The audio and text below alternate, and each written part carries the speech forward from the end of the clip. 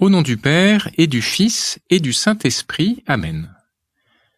Aujourd'hui, c'est une fête de la Sainte Vierge, Notre-Dame des Douleurs. Hier, c'était la grande fête du mois de septembre, la Croix Glorieuse, une fête peut-être un peu intimidante, comme l'est souvent le mystère de la Croix. Et c'est peut-être pour ça que l'Église a prévu, juste le lendemain, c'est-à-dire aujourd'hui, cette fête de Notre-Dame des Douleurs. Une fête qui est une invitation à nous rapprocher de Marie au pied de la croix. Alors bien sûr, c'est Marie qui a souffert le plus en voyant son fils sur la croix, mais c'est aussi le moment où elle est devenue plus que jamais notre mère. Le pape François montrait le lien entre ces deux fêtes en disant « L'Église nous conduit 2 fois pendant 2 jours, l'un après l'autre, au calvaire. Hier, elle nous faisait contempler la croix de Jésus. Aujourd'hui, nous contemplons sa mère auprès de la croix. Hier, elle nous faisait dire un mot, glorieuse, parce que le nom de la fête, c'est Fête de la Croix glorieuse. Aujourd'hui, disait le pape, le mot le plus fort de la liturgie, c'est mère. La croix est glorieuse, la mère est humble et douce. Alors voilà comment le pape nous invite à nous rapprocher de Marie au pied de la croix aujourd'hui. On sait bien que le plus dur, c'est de voir souffrir quelqu'un qu'on aime.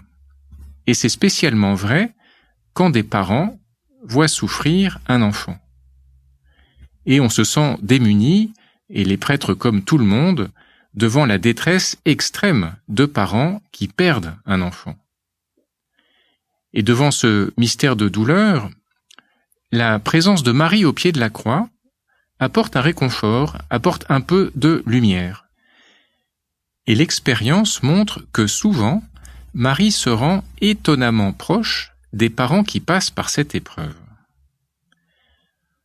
Au pied de la croix, elle a découvert le sens de la prophétie inquiétante que Siméon lui avait faite dans le temple de Jérusalem quand elle était venue avec Joseph pour présenter Jésus, leur nouveau-né. Siméon les avait bénis et il avait dit « Voici que cet enfant provoquera la chute et les relèvements de beaucoup en Israël, il sera un signe de contradiction. Et toi, et là il s'adresse à Marie, ton âme sera traversée d'un glaive. » Et donc toute sa vie, Marie a gardé ça en mémoire en se demandant bien ce qui allait se passer.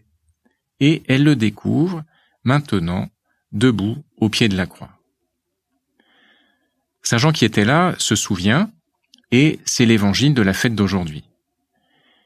Il écrit « Près de la croix de Jésus se tenait sa mère, et la sœur de sa mère, Marie, femme de Cléophas, et Marie-Madeleine.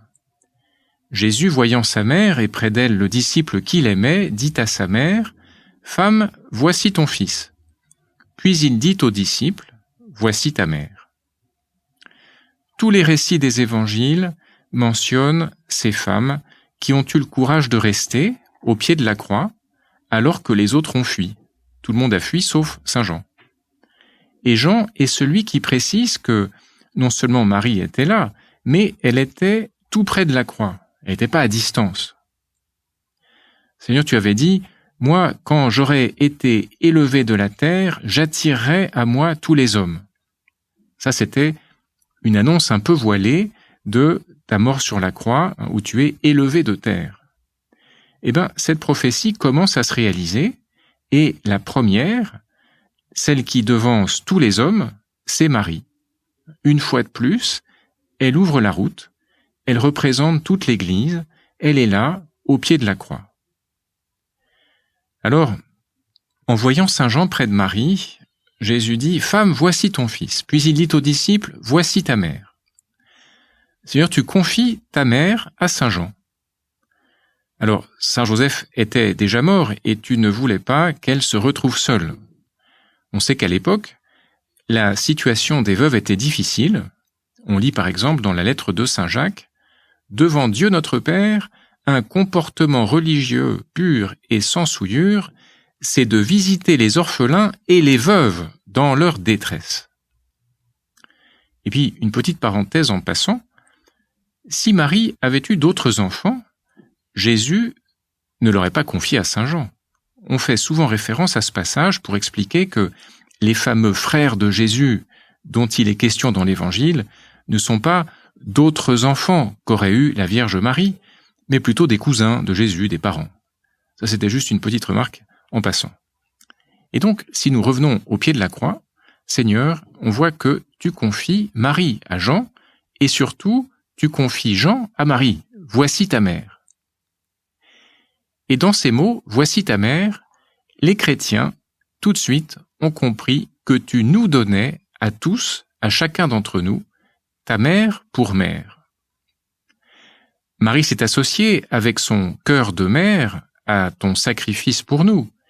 Elle a consenti dans son amour. Et c'est pour ça qu'elle est spécialement notre mère au pied de la croix. Bien sûr, elle était déjà notre mère depuis le début, depuis les tout débuts de l'Évangile. Mais c'est vraiment au pied de la croix que cette maternité apparaît dans sa plénitude.